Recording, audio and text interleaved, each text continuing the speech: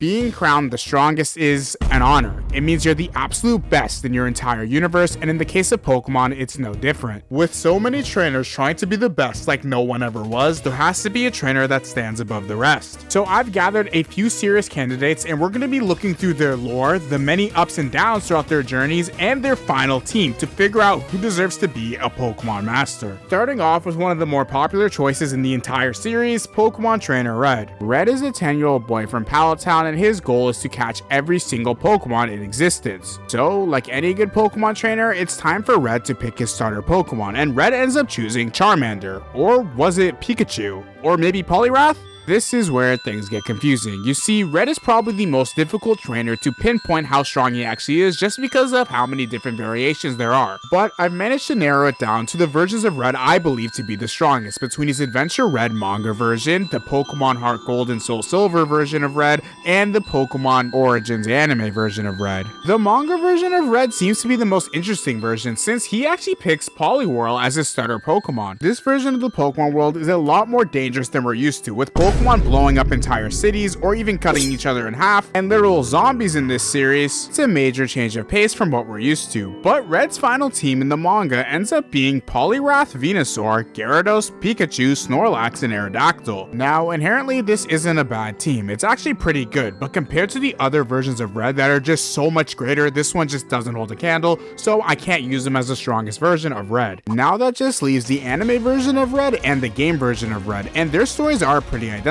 The game version of Red ended up picking Pikachu as his starter, while the anime version picked Charmander. They end up traveling throughout the entire Kanto region, catching every single Pokemon they can, and they also end up collecting all 8 gym badges from every single gym leader. Red was also single-handedly responsible for dismantling Team Rocket in the Kanto region and making Giovanni quit being the leader. Red also managed to challenge the Elite Four, defeat all of them with ease, and ended up challenging their rival Blue for the final battle to become champion. The final team the anime version of Red ended up having was Jolteon, Scyther, Dugtrio, Lapras, Persian, and Charizard. Everything so far the anime version of Red has done so far has matched the canon of the games, but now the timeline splits, where the anime version of Red ends up going to a cave to fight Mewtwo, and in this cave, while they're about to get defeated, Red unlocks Mega Evolution, Mega Charizard X. With their newfound power, they were able to catch Mewtwo, and now Red's only goal is to catch his final Pokemon he's looking for, Mew. So the anime version of Red has a pretty solid team and Mega Charizard X, which is always a plus, but the game version of Red's team I believe is ultimately better. In Pokemon Heart Gold and Soul Silver, when Ethan collects 16 badges, he's actually able to verse Red at the top of Mount Silver, where he has the highest level Pokemon you've ever seen in the Pokemon franchise. Red's team consists of a level 88 Pikachu, level 84 Venusaur, level 84 Charizard, 84 Blastoise, 80 Lapras, and 82 Snorlax. So within the first 2 generations of Pokemon, it's pretty safe to say that Red by far is the strongest trainer you can possibly verse. Well, besides Professor Oak, but you can only activate his fight through glitches. It has been stated a lot that Professor Oak in his younger days was training to be a Pokemon Master, so he was probably coded in to be this final boss fight, but they ended up scrapping it. With all that being said and done, with the more generations of Pokemon coming out, more strong trainers were getting introduced, and a trainer like Steven was in conversation of being pretty strong, but he doesn't really hold a candle to Red in terms of lore or in feats. This stayed the same for a while until Generation 4 came out, where the champion Cynthia really gave Red a run for his money. Cynthia is one of the few trainers that have made me fear the sound of pianos because she is just that terrifying. Surprisingly, we actually know very little about Cynthia's backstory. All we know is that when she's a kid, she embarked on her adventure and wanted to help Professor Rowan fill out his Pokédex. Throughout Cynthia's journey, she ended up gaining the title the Researcher of Myths, and when we play the Pokemon Platinum games, this is very true because anytime there's any myths involving legendary Pokemon, she is there. Her character and team stay relatively consistent across the games, manga, and anime, so I'm just gonna count it as all one continuity. The ace of Cynthia's team is Garchomp, the pseudo-legendary of the Sinnoh region, and this is a Garchomp to be feared. Honestly, we should be fearing her entire team because it consists of Spiritomb, Roserade, Gastrodon, Lucario, Milotic, and the ace Garchomp, and they all have held items. And to be fair, this team is looking a lot better compared to Red's team, excluding levels. In the Pokemon anime, we get to see Cynthia be a very great supporting character, helping Ash defeat Team Galactic and stopping the legendary Pokemon Dialga and Palkia from just messing up the entire timeline. She ends up making a few appearances in Black and White, even being invited to a tournament, and of course Cynthia was just on top.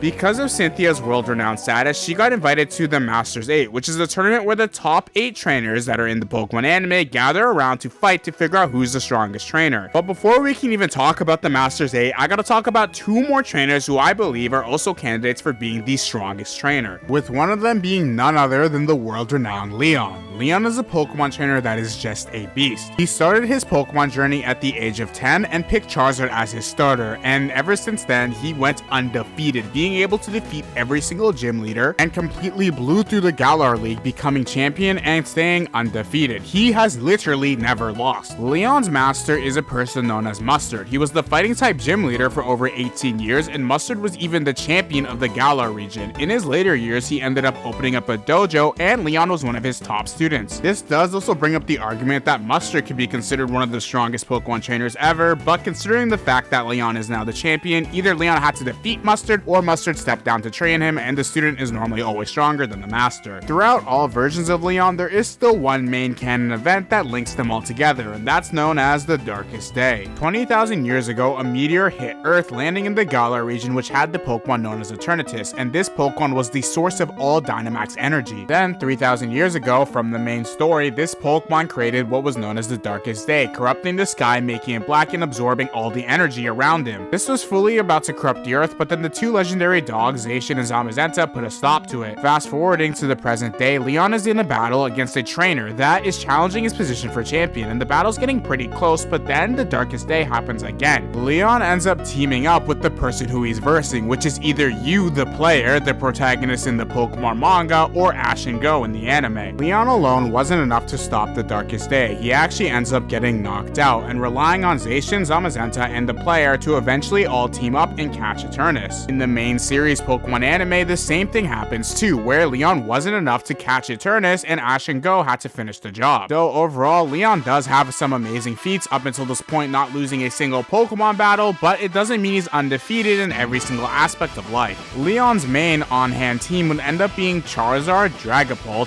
Rillaboom, Cinderace, Inteleon, and Mr. Rhyme, and this is the team he ends up using in the Masters 8. Speaking of this tournament, we gotta talk about the final person who's in the conversation of being the strongest, and that would be none other than Ash Ketchum. Ash is another Pokemon trainer that started his journey from 10 years old, and he's only canon within the Pokemon anime and slight variations of the manga. And unlike everybody else on this list, Ash was not a prodigy starting off. He was actually very dumb, and he's the definition of hard work and consistency. The ace Pokemon on his team is Pikachu, and together they travel through 8 different regions in the Pokemon universe. Now, going through every single one of Ash's adventures throughout the thousands of episodes he's been a part of would be a little insane, but it's a video I'm definitely gonna make in the future, so make sure you subscribe for that. The gist of it though is that by the time Ash arrives in the Galar region, he has already became the Alola champion. He's learned from all his previous mistakes and had a handful of losses throughout his entire career, but he always comes back standing. In the Pokemon anime, Ash's character is also deeply linked with the 2 previous champions, Cynthia and Leon, by helping out Cynthia defeat Team Plasma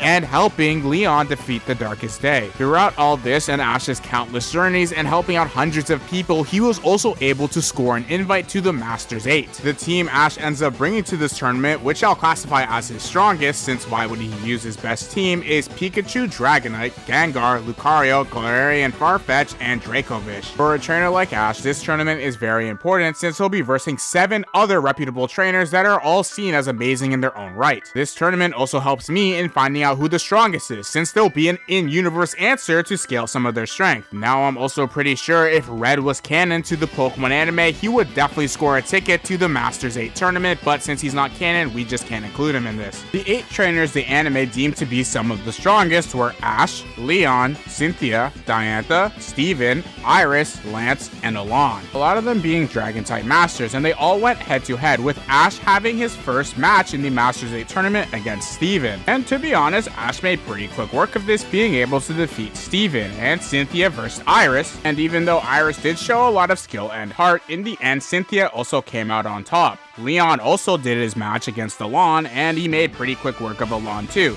So the 3 candidates who I deemed to be the strongest all advanced to the semifinals. In the semifinals, Alon ended up versing Diantha, the champion of the Kalos region, and Leon only had to use 3 Pokemon while Diantha used all 6. To be honest, this is really proving why Leon deserves his spot as being one of the strongest, and still proving that he's undefeated even at the top level of play. But now, instead of doing guesswork, we have a canon answer to who's stronger between Ash and Cynthia, since they were the round in the semifinals. And let me tell you, this battle was intense. Ash ended up using Pikachu, and Pikachu was able to take out Gastrodon and even take out a Spiritomb, but unfortunately Pikachu got knocked out. The battle still continued, and it wasn't really looking that good for Ash, and he was down to his last Pokemon, Lucario, and Lucario was definitely the ace of the show. Cynthia ended up using a Dynamax Togekiss to try to end the battle quickly, but Lucario was Mega Evolved and was able to hold his own. Ash and Lucario were so dialed in that it even reminded Ash of the same aura he felt when he had Greninja when they had their exclusive form Ash Greninja, so Ash had a lot of trust in his Lucario. In the end, through a lot of effort, Lucario was able to defeat Togekiss by using close combat and knocking him out, and it was down to the final Pokemon, Garchomp versus Lucario. In the middle of this battle, Cynthia starts reminiscing about the times that she's had with Garchomp and how Garchomp has been beside her entire life and even helped her through all her research and how they're gonna put her all into this. Garchomp and Lucario go in to try to end the battle, and they end up having one final clash, which double KOs both of them,